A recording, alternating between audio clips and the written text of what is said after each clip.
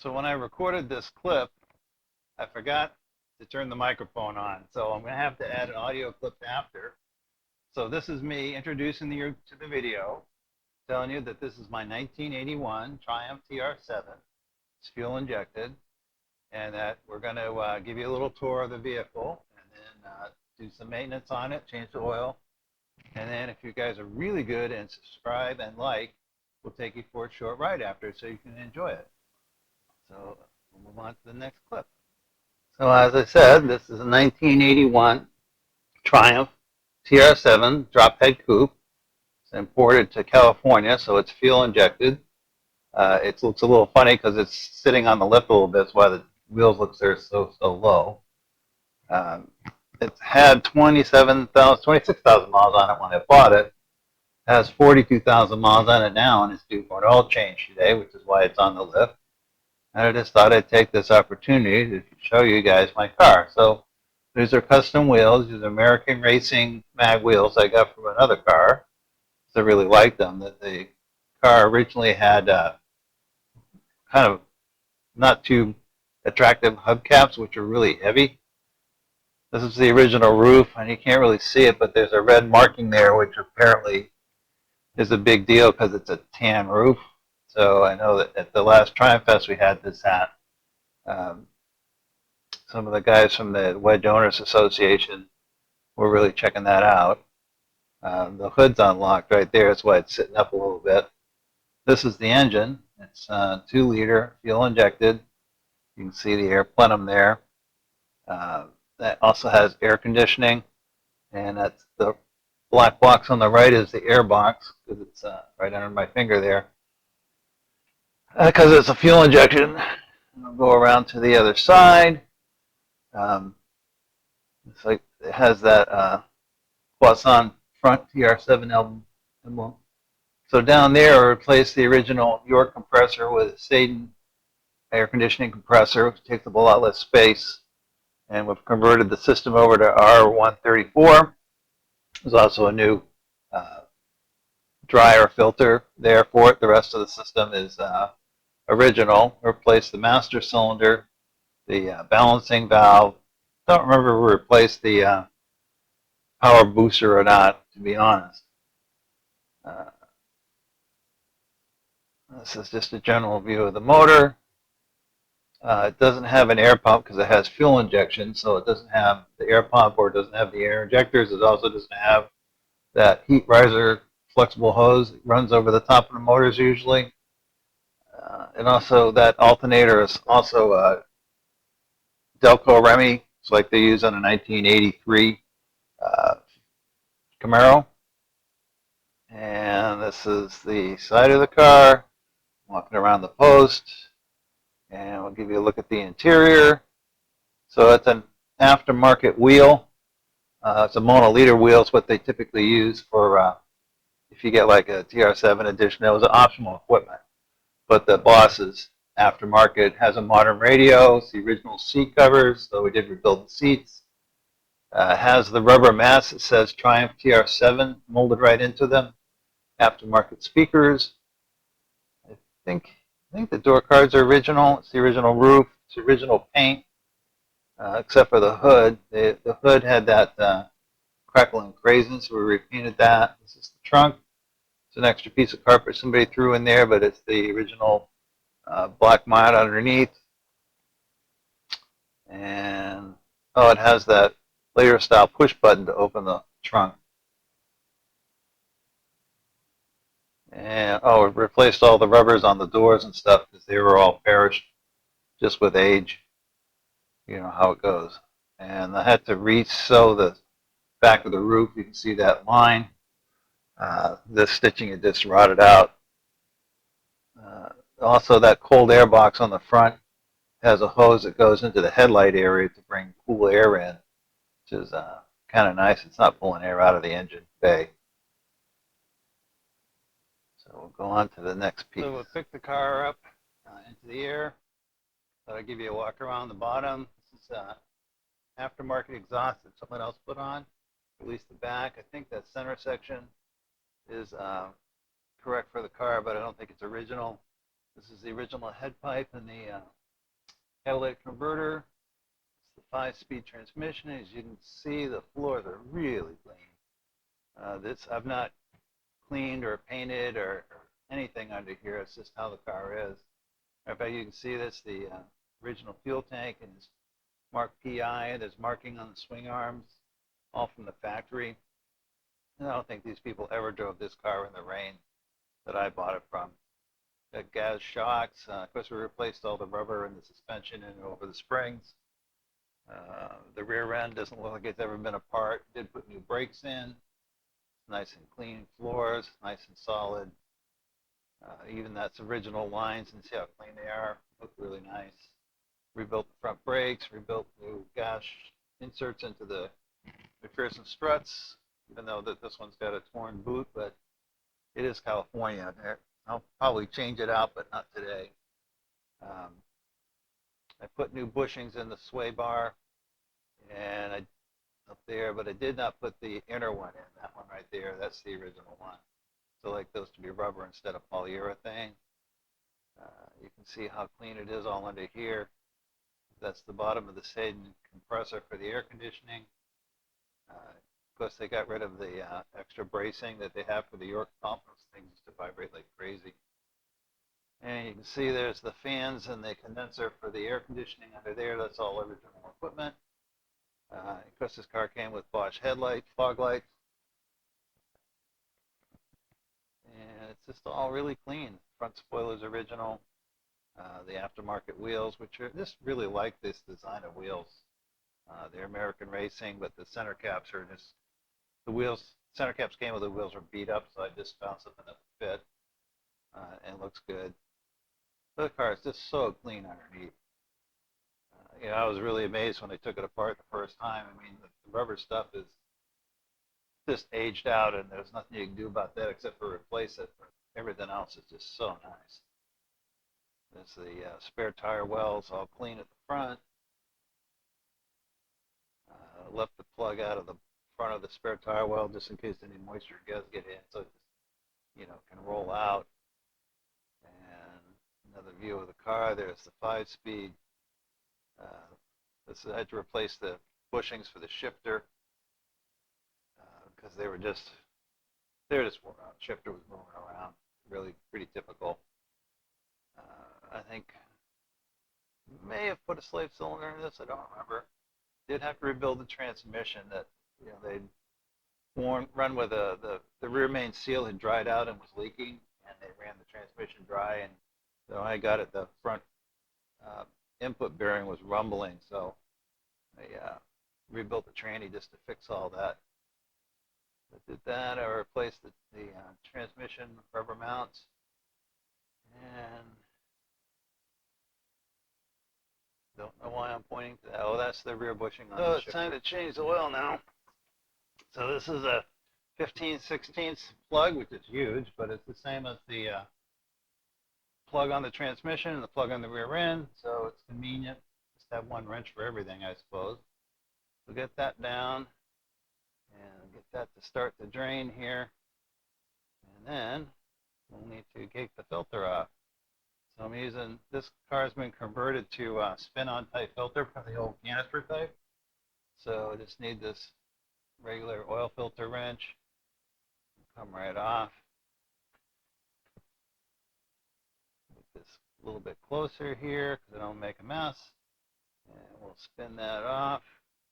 Let that drain down. Looks good. And the oil's got 3,000 miles on it, so it's ready to change, but there's no lumps. And I don't see any particulate matter in it or anything else heart-stoppingly exciting. So always a good sign. We'll just get this draining. This is almost as exciting as watching grass grow, I guess.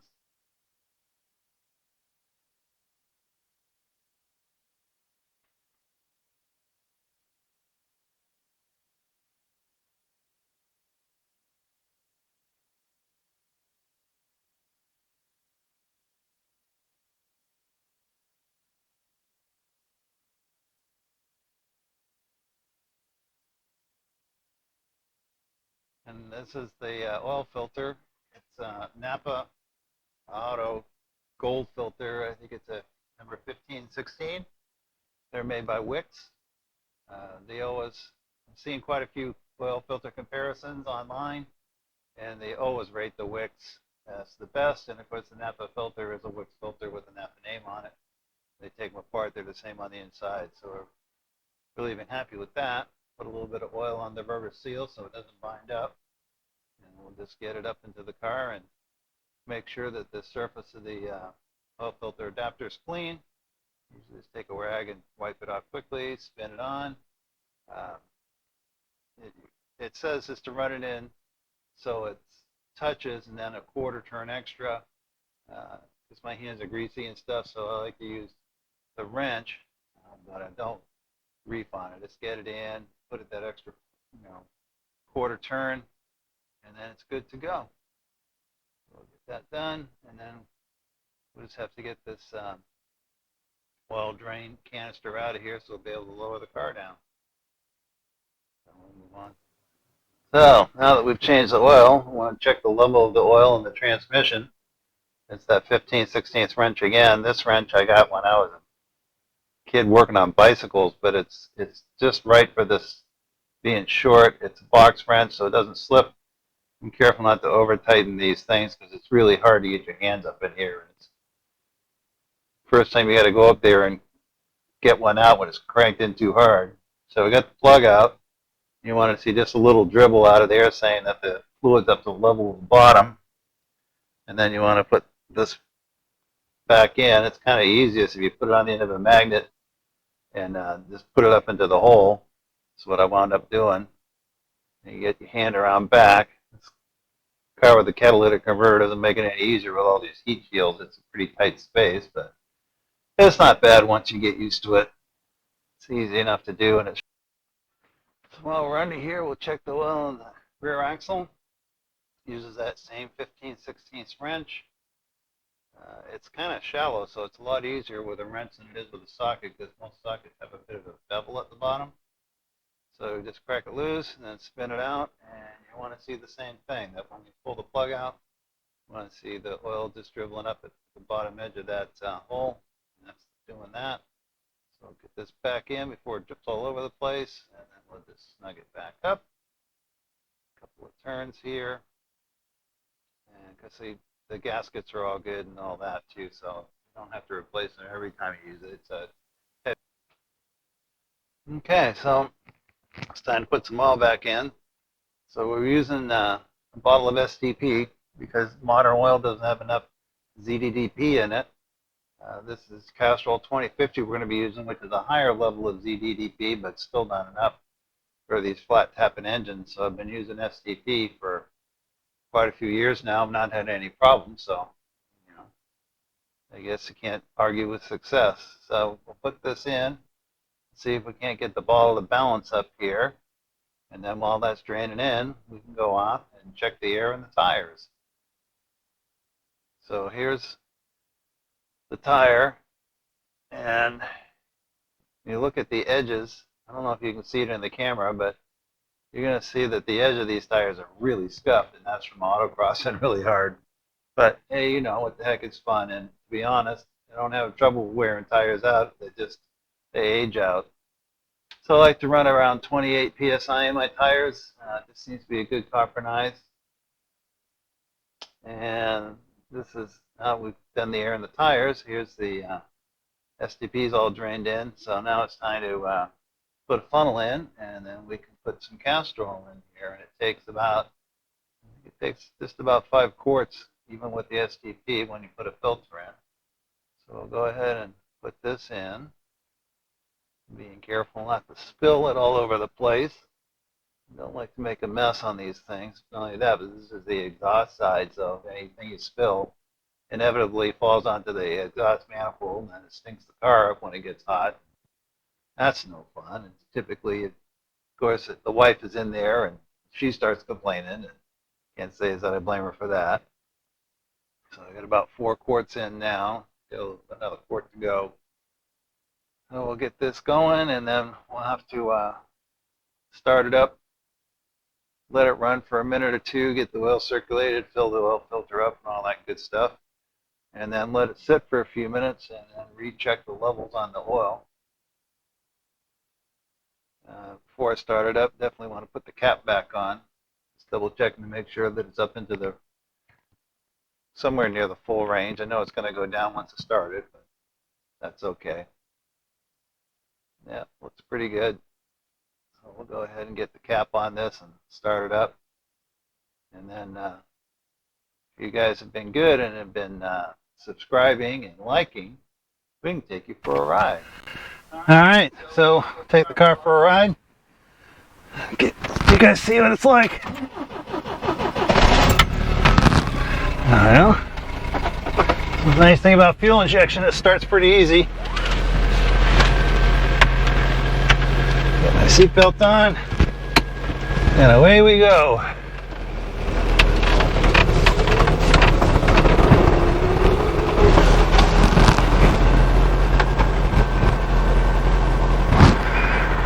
A lot of traffic out here today. Not usually quite this busy in front of the house.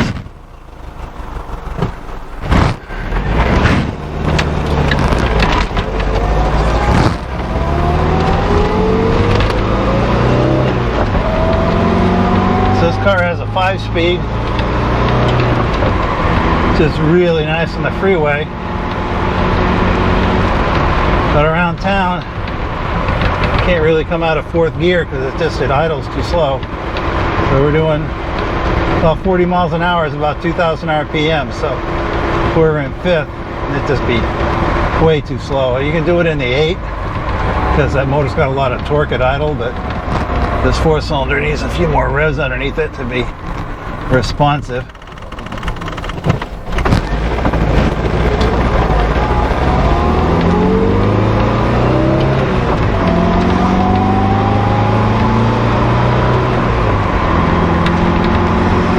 Kind of overcast today. Hopefully the video will come out all right. We're running on Eli Boulevard South here. So this car is fuel injected, so I think it's about 90 or 95 horsepower. And with the 345 rear end and the 5-speed, it does really well out on the motorway. We've had it on a few really long trips down to LA and San Diego, particularly in the summertime, because the air conditioning works in this car because I updated the compressor to that Sandown 308 and recharged it with R134 Freon, which is the new type of Freon that's not so bad for the ozone layer. So that's pretty nice. Even with the convertible top, it still gets pretty cool in here even when it's up in the 90s. So we really kind of enjoy that, particularly on a long ride. You go down to LA and you're on I-5 and it's in the mid 90 degrees and this flat and driving, and it's desert, so there's no shade or anything else. So desert and farmland. The air conditioning is really nice. It works pretty well. It doesn't really seem to affect the mileage very much. This car gets in the low 30, 31, 32 miles per gallon, and that's a US gallon, which is 128 ounces. So, we're pretty happy with that. No, it's a nice car. With the 5-speed, the revs are low enough that it's not making a lot of engine noise, and it rides pretty well on the freeway. Of course, it's got a modern stereo in it. We rebuilt the seats and all that, and the TR7 seats are pretty comfy.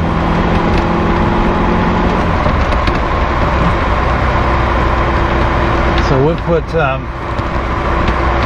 I had 26,000 miles on it when we bought it, and it's got just turned 42,000 miles now. So what's that? 16,000 miles we put on it.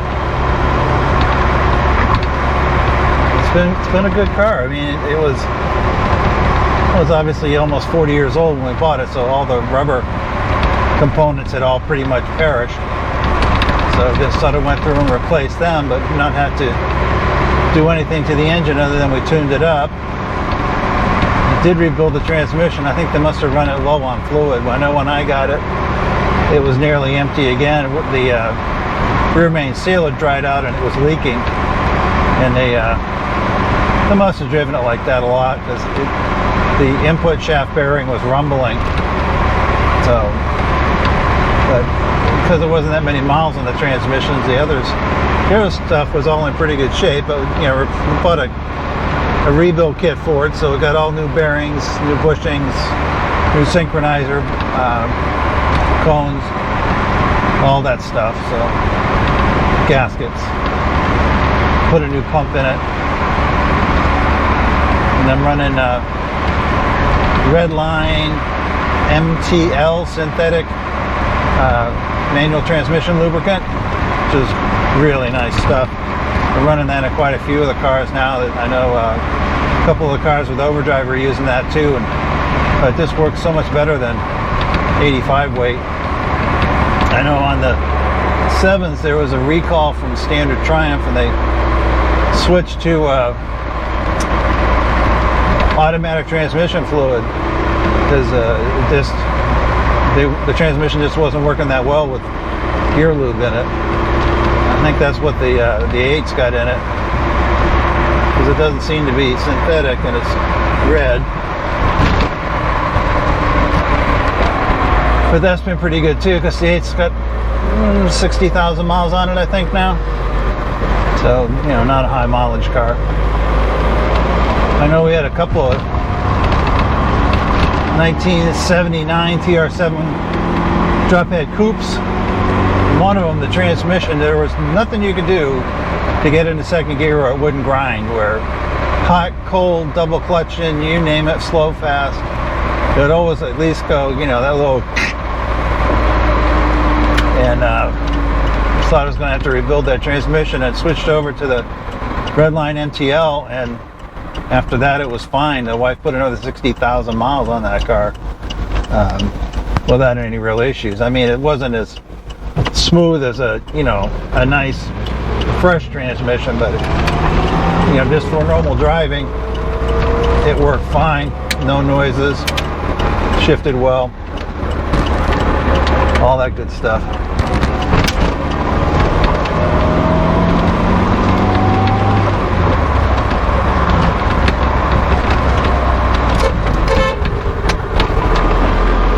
Somebody else backing out without looking.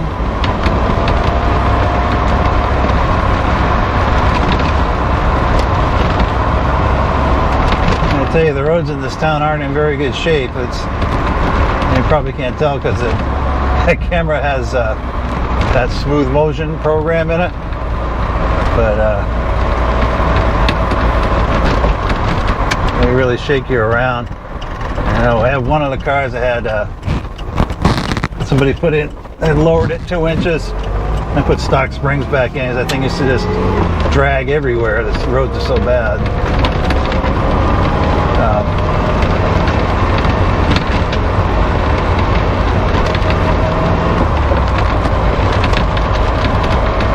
So it seems to be running well, because all we did is really change the oil, check on everything. Well, somebody got a guitar. Here we are at the bank.